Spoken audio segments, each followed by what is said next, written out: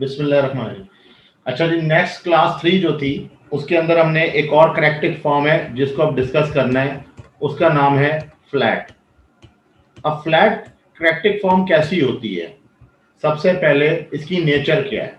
जिस तरह हमने माजी में पहली एक वीडियो में आपको डिस्कस किया जिगजैग के बारे में और जिगजैग की नेचर बताई कि जो जिगजैग होती है वो या तो असेंडिंग होती है, असेंडिंग, या फिर वो डिसेंडिंग होती है। ठीक है। अब असेंडिंग और डिसेंडिंग क्या है? बेसिकली तो ये या तो ऊपर असेंडिंग या फिर नीचे डिसेंडिंग। लेकिन ये जो फ्लैट होती है इसकी नेचर क्या है? इसकी नेचर होती है कि ये जो है इसको हम कहते हैं साइडवेज। ये एक ऐसी करेक्टिव फॉर्म है जो कि साइडवेज क्रिएट होती है। इसके अंदर भी असेंडिंग और डिसेंडिंग होती है, मगर जो बेसिक इसकी जो नेचर होती है वो इस तरह करके साइडवे होती है, फ्लैट। फ्लैट कंसिस्ट होती है हॉरिजॉन्टली, इसका जो व्यू आता है वो हॉरिजॉन्टल होता है। इसके अंदर भी फिबोनाची वर्क करता है और इसके अपने भी कुछ रूल्स हैं। रूल नंबर 1 ये है, जो इसके जो अपने रूल्स हैं कि एक तो ये कितनी सब वेव्स के ऊपर कंसिस्ट होती है। जिस तरह जिगजैग के बारे में पीछे बताया गया कि जिगजैग जो है वो 3 वेव्स के ऊपर कंसिस्ट है, तो इसी तरह जो इसकी जो सब वेव्स हैं, सब वेव्स वो भी 3 हैं। मगर किस तरह से हैं? ये अमूमन हॉरिजॉन्टल किसी जोन के दरमियान होता है, और जब ये जोन में अपना एक ए लेवल बनाता है, कोई भी एक ए लेवल बनाता है, तो उस लेवल के अंदर ये इसका ए पार्ट होता है और उसके बाद फिर ये एक बी पार्ट बनाता है और फिर ये सी पार्ट बनाता है। ठीक है, ये इसका बी हो गया, इसका सी हो गया, और ये होता साइडवे है और ये एक हॉरिजॉन्टल लाइन पे नजर आता है दो जोन्स के दरमियान। यानी अगर ये जोन 1 है तो ये जोन 2 है।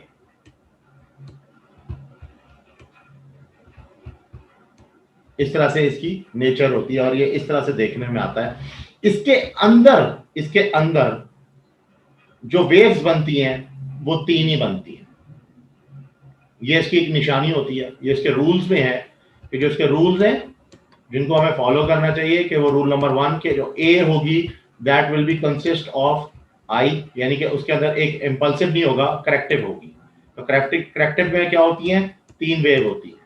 तो ए इज इक्वल टू 3 या फिर सी। करेक्टिव की वजह से मैं कह रहा हूं सी। ठीक, इसी तरह जो बी होती है वो भी इसकी करेक्टिव में होती है और वो 3 वेव्स के ऊपर सब वेव्स होती हैं उसकी, कि जो बी होगा that will B also 3 waves पे होगा और करेक्टिव मोड पे होगा।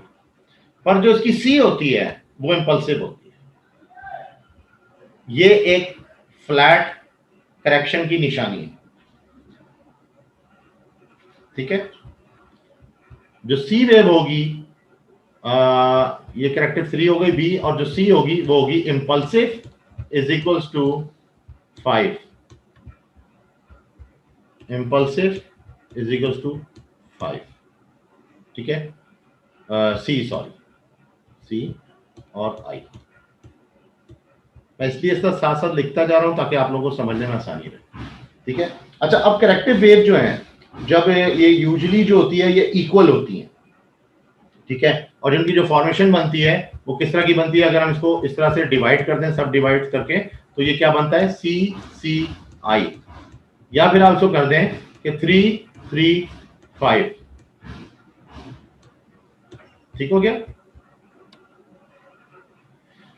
अच्छा, अब इसमें भी कुछ बातें हैं कि क्या इसके अंदर लीडिंग डायगोनल होता है इस वाली वे में? क्योंकि करेक्टिव होती है तो करेक्टिव की विद इन द वेव्स में तो कुछ हो सकता है अगर हम बड़े टाइम फ्रेम में देखें, लेकिन अगर छोटे टाइम फ्रेम में हो तो हम इसको ज्यादा नोटिस नहीं कर पाते। लेकिन ये बात जरूर है कि जो इसकी जो सी वेव होती है वो एंडिंग डायगोनल होती है। उसमें जो इंपल्सिव आएगी वो कौन सी आएगी? एंडिंग डायगोनल इसमें हो सकती है। ठीक, अच्छा, अब इसके बाद इसकी मजीद गाइडलाइंस में जाते हैं। ये फ्लैट कितने किस्म की होती है? अब जो फ्लैट है हमने तो बता दिया कि इस तरह की होती है, इसको हम फ्लैट कहते हैं। लेकिन जो ये वेव है इसको हम फ्लैट कहते हैं। लेट्स सपोज ये ए, ये बी और ये सी, ठीक है। तो A B and C, sorry B इधर कर देते हैं तो ज्यादा समझ में आएगा, ठीक है। अब इसके अंदर मजीद कितनी टाइप्स हैं, जो इसकी जो फ्लैट की टाइप्स हैं उसमें एक टाइप आती है जिसको हम कहते हैं रेगुलर टाइप। ये एक रेगुलर टाइप की शक्ल है जो मैंने आपको भी इसमें एक्सप्लेन की। नेक्स्ट इसके अंदर एक और टाइप आती है, सही है, जिसको हम कहते हैं एक्सपेंडिंग टाइप। एक्सपेंडिंग की निशानी होती है कि इसका ए वेव जरूर बनता है और ए बनता भी 3 वेव्स की सब डिवीजन पे है, और जो बी होता है वो बी टूट के उस जोन को ब्रेकआउट कर देता है, जिसमें अमूमन हम देखते हैं कि फॉल्स ब्रेकआउट आते हैं, फॉल्स ब्रेकआउट, फॉल्स ब्रेकआउट, और उसके बाद वो सी करता है।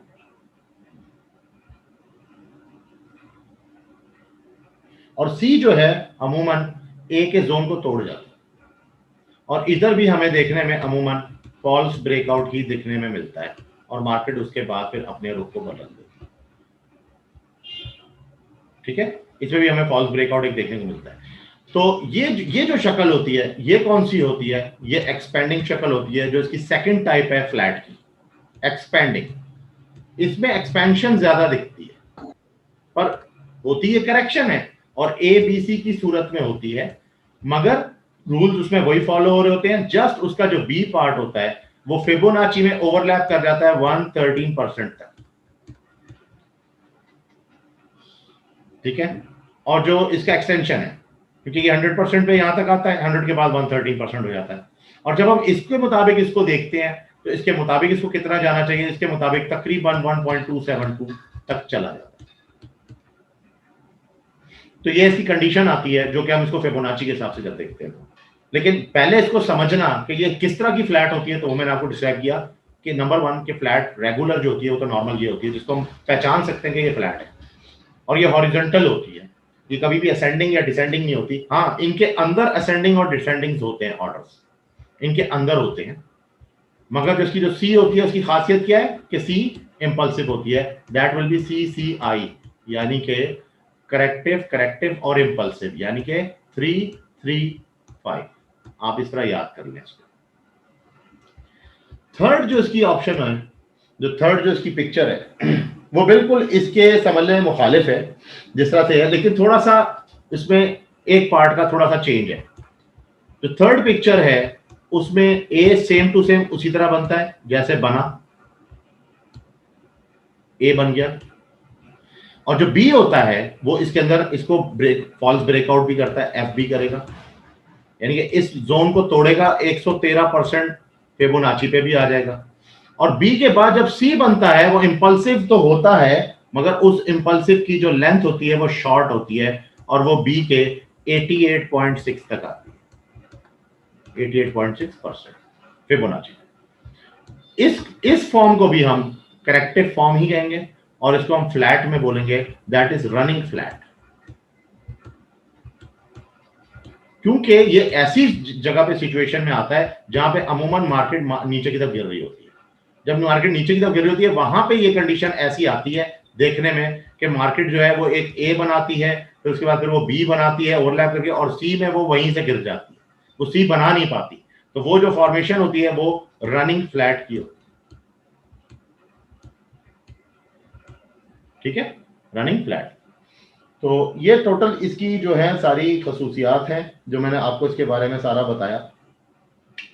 अब इसमें हम क्वेश्चन आंसरिंग लेते हैं, ठीक है, आप इसमें क्वेश्चन आंसरिंग करें, फिर हम इसकी फाइनल जो है पिक्चर देखेंगे मार्केट के अंदर लाइव। सर आपने एक्सपेंडेड है ना फ्लैट बताइए सर, उसके भी सर IIC होगा 335 क्यों होगा, मैंने अभी बताया CCI होगा, CCI sir, sorry sir, CCI होगा, IIC नहीं होगा। IIC का मतलब है इंपल्सिव, फिर करेक्टिव। तो ये तो पूरी बात ही उल्टी सुन ली ना आपने। अगर मैंने आपको बोला कि ए वेव जो है वो करेक्टिव है तो वो सी है, और जो बी वेव है वो भी करेक्टिव है, वो भी सी है। उसके बाद जो निकलेगी इनिशियल वो आपकी जो 1 2 3 4 5 करके। अब अक्सर आपने देखा होगा मार्केट में होता है ऐसा, मार्केट में होता है कि मार्केट आ रही है यूं यूं। अब यहाँ पे जो करेक्शन फॉर्म बनाई मार्केट ने, वो क्या बनाई, यूं की, उसके बाद थोड़ा सा यूं किया नीचे, ठीक है, और उसके बाद फिर यूं कर दिया।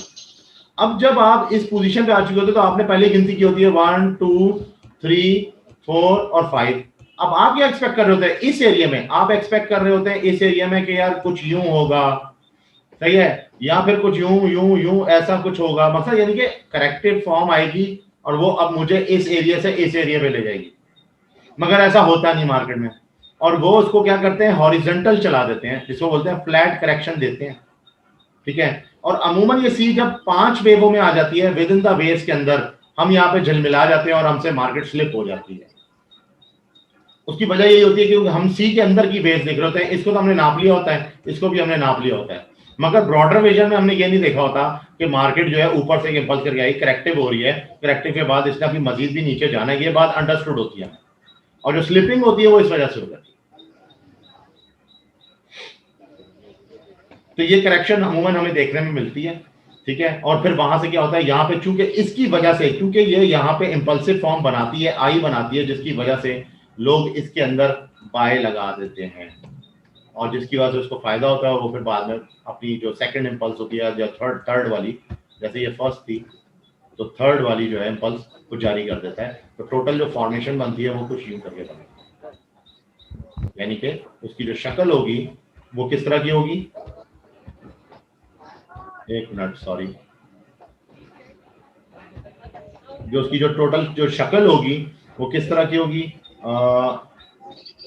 लेट्स से ये इंपल्स आई और उसके बाद मार्केट ने ये चीज की, ठीक है। अब ये कौन सी शक्ल है जो मैं अभी आपको दिखा रहा हूं, ये शक्ल, अब आप यूं देख लीजिए, ये नहीं बैठेगा, मैं आपको कहा करेगा, उसके बाद मार्केट यूं चली गई, ठीक है। तो ये जो हुआ ये तो ए वेव हो गया, ठीक, और ये जो था ये बी वेव था, मगर बी वेव फिबोनाची के अंदर जब हमने चेक किया तो 100% तोड़ के 113% हो गया। ये पीछे से माइक बंद करें भाई, ठीक है, 113% हो गया। 113% के बाद यहाँ से जो सी वेव स्टार्ट हुई वो सी 88.6 हुई, 100% हो ही नहीं सकी। अब देखें, अब इस फ्लैट के अंदर हम दो चीजें एक्सपेक्ट कर सकते हैं। नंबर 1 कि या तो ये एक्सपेंडिंग है, तो मैं बोलूंगा कि 100% के बाद एटलीस्ट 113% यहाँ पे जाएगी। अगर यहाँ पे 113% चली जाती है और ये इंपल्स वेव बना देती है सी की, तो हम इसको क्या बोलेंगे, इसको हम बोलेंगे एक्सपेंडिंग, ठीक है। ये कौन सा फ्लैट हो गया, एक्सपेंडिंग। लेकिन अगर ये नहीं करती और 88.6 से ही मार्केट सी वेव बना के नीचे चली जाती है, तो हम इसको क्या बोलेंगे, हम इसको बोलेंगे रनिंग, सही है।